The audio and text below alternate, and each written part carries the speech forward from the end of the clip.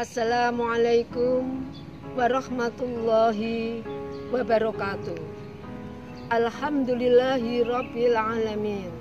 Wassalatu wassalamu ala asrofil anbiya'i wal mursalin wa ala alihi wa ashabihi ajma'in. Amma ba'du. Saudara-saudaraku seiman dimanapun berada, saya Eni Winaryati, Dekan Fakultas Matematika dan Ilmu Pengetahuan Alam yang membawai 3 program studi Statistika, program studi Pendidikan Matematika, dan program studi Pendidikan Kimia, mengucapkan Selamat Hari Raya Idul Fitri. Maaf lahir dan batin, dan saya berdoa untuk kita semuanya. Taqabbalallahu minna wa minkum.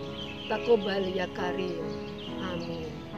Saudaraku seiman dimanapun berada, Idul Fitri tahun ini berbeda dengan Idul Fitri tahun-tahun sebelumnya. Demikian pula di penghujung puasa kali ini kita dihadapkan suatu fenomena yang luar biasa. Sebuah realita yang tidak pernah kita hadapi tahun-tahun sebelumnya. Dari anak kecil sampai dewasa semuanya menghadapinya. Orang anak kecil, dia akan belajar bagaimana suatu pengalaman kali ini akan membawa efek dampak pada ketika dia dewasa nanti.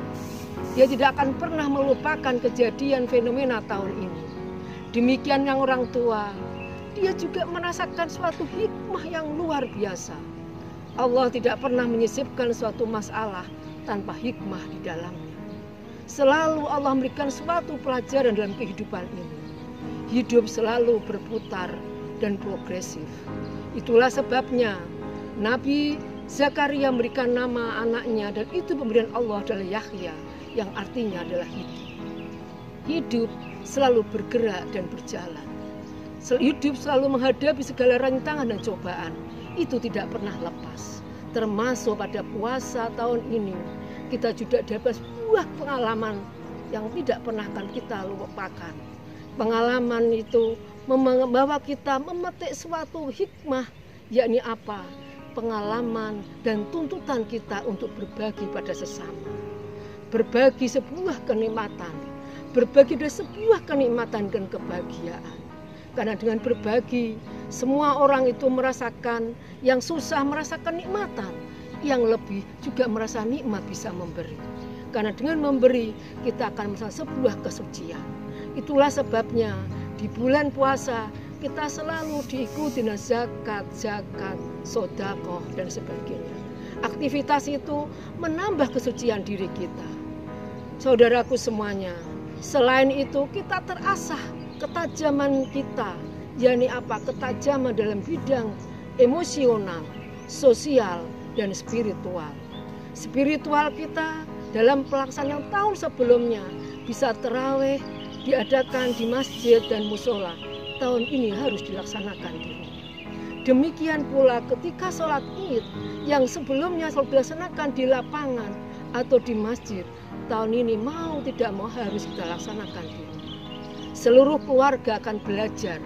Bapak akan belajar untuk menjadi imam dan khotbah. Dan anak pun belajar untuk bisa mengerti bagaimana nikmatnya dalam keluarga. Inilah sebuah kenikmatan yang tidak pernah kita lupakan. Saudaraku semuanya, di penghujung puasa ini alhamdulillah kita bisa melewati semuanya 1 bulan. Sampai akhir nanti besok ini akan kita masuki di bulan Idul Fitri, di hari raya Idul Fitri. Puasa tahun ini puasa yang memang penuh dengan berbagai pengalaman kehidupan. Akan mengasah otak kita, akan mengasah pikiran kita, akan mengasah hati kita, jiwa kita, batin kita untuk memiliki kepekaan yang luar biasa. Harus tahu dengan lingkungan sekitar sehingga tidak hanya mementingkan diri sendiri.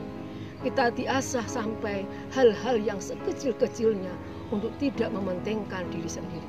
Dimanapun berada kita harus selalu memakai yang namanya masker atau yang lain. Karena apa? Karena hal-hal seperti itu bisa pula karena keteledoran seseorang bisa berdampak luas pada yang lain. Oleh karenanya saudaraku semuanya, Pada akhir bulan puasa ini, saya Eni Winaryati ingin menyampaikan ucapan terima kasih dan mohon maaf yang sebesar-besarnya. Di akhir Ramadan ini, alhamdulillah kita bisa melampaui dengan sukses.